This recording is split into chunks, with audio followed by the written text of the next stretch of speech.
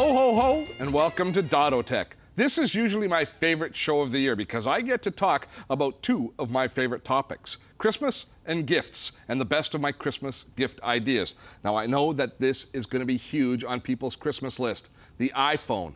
Last year, it was the iPod that was unquestionably the gift that kept on giving. But this year, it's going to be the iPhone. It is, after all, an iPod and a phone and a PDA, all rolled into one little bundle of Apple joy. But let us not forget the Blackberry Storm. It is also going to be a real favorite, and we're going to take a look at it a little bit later in the show. Now, a few weeks ago, we compared the iPhone and the Blackberry. If you recall, it was a very close battle, really coming down to how you want to live and work. Well, today is all about the cool things that these smartphones can do, and I'm going to kick things off with my favorite features on the iPhone. Now, one of the strengths of the iPhone is how easy it is to totally customize it, to make it your own. That is because the iPhone is really a computer. It's got the full Macintosh operating system running on this tiny little thing. So manufacturers can create little applications that do specialized tasks, and then you can add those applications very easily. And where we go to do that? Right here. Now, the App Store is where you go to look for new applications for the iPhone, and there are thousands to choose from. If you take a look here, I have the categories up, and you can see that I've got games and entertainment, utilities, social networking. We can scroll down, and you can see there's many other areas that you can browse through to find simple little applications for yourself. Let's go into the utilities area, take a look, and we can see the most popular utilities. And there are, in each area, there's got to be hundreds of applications available. Now, some of these are paid applications, and some are free. Right along the top, you can choose to look at the paid ones, and you can also choose here to look at the free ones. Now, the paid ones cost between usually 99 cents and a couple of bucks, maybe $3 at the top end. The most expensive I've seen is around $10, but there's simple little applications that do just one thing. So you can very quickly find out if you're interested in an application. You just tap on it, and then you can read the description, and then the installation process is the same whether they're free or whether they're paid. It uses the iTunes Music Store, so you use your iTunes account to log on. You see here this little free button. You simply touch on that, and it turns into an install button. Then you touch on the install button, and it takes you into the iTunes Music Store to be able to log in with your account information, and you download the application. Now, all fun stuff aside, though, one of the concerns many people had with the iPhone is just how it's going to integrate with their work life, because it needs to be far more than just an iPod in our day-to-day real lives. So let me show you a few of the phone features built in to the iPhone. Now, you access all of the phone features just by touching here on the phone icon here in the bottom of the console.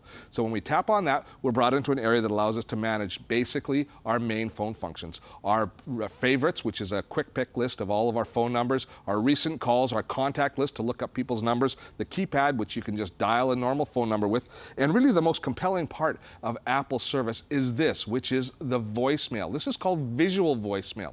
It allows us to treat voicemail the way we treat email. In other words, instead of having to listen through your voicemail messages in the order they came in, you know, hit 1 to listen to your message, hit 2 to erase, hit 1 to listen, that sort of stuff. Instead, we see it listed out here just like it's in an email client. We can actually browse through previous messages. We can go in, we can listen to any message, we can delete it, we can call the person right back from that message, we can save it. It gives us the opportunity to deal with our voicemail the same way we deal with our email, interactively, choosing the important messages, dealing with them, and saving the others for later. Most people who have visual voicemail say they can never go back to regular old linear voicemail after they've used it.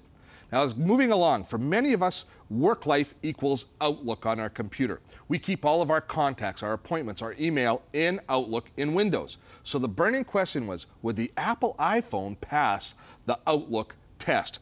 Well, let me show you if it's passed it or not. Now, when we sync our iPhone to our computer, we can sync it to either a Mac or a PC. When we plug it in, it's basically going to use iTunes for all syncing, just like it does with music, just like your iPhone or your iPod does with music. It's going to sync all of the music and all of your media across into the iPod section of the iPhone. But it also deals with all of our contacts, email, calendar appointments as well. As you can see, as soon as I plugged it in, it's starting to sync right now. I can cancel the sync because I don't need to synchronize it. Instead, I want to show you what happens on the computer itself in iTunes. Now, when iTunes launches, it comes up with all of the sync options, but right here we see under the device menu, my iPhone appears. If I take a look here in the summary, I see a description of it, and I move along into the information screen, that tells me all of the syncing options that I have. If we take a look here in my contacts, it pretty much tells the whole story.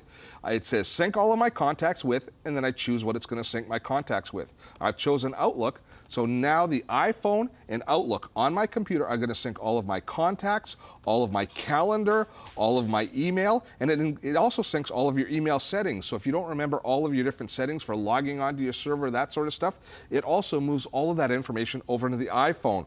We were worried that we wouldn't be able to sync our contacts and calendar and email at all between Outlook and the iPhone. But as you see, not only can we sync all of that data, but it's very easy to do. And a lot of the credit has to go once again to iTunes. iTunes is magic for syncing all of our music and video to our iPod. And as you can see, it also does just a great job syncing all of that content to our iPhone, as well as our contacts, calendar, and email. Now, overall, I know most people are going to be thrilled with their iPhone. But next up, we're going to take a look at the newest offering from RIM, the Blackberry Storm. Blogs, podcasts, streaming video. You can find it all on our website. Check it out at dottotech.com.